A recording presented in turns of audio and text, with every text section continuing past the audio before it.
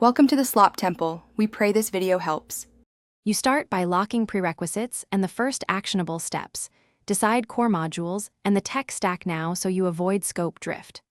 Once chosen, scaffold a minimal project with authentication and database models for students, courses, and enrollments. Make sure to create API contracts and a simple mock UI to validate workflows. This lets you test assumptions with staff early. You then set sprint milestones for the MVP and assign one owner per module to keep progress steady. You now build the middle steps. Implement APIs and secure them with JWT or OAuth 2 because permissions must be airtight.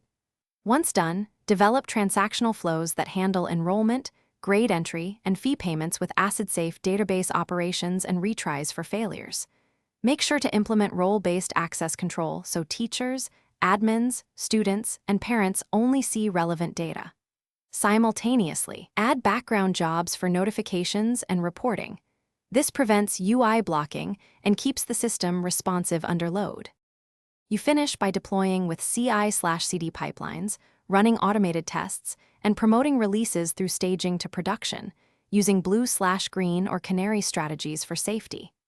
Once live, set up monitoring, alerting, and daily backups with verified restore drills so data integrity is guaranteed.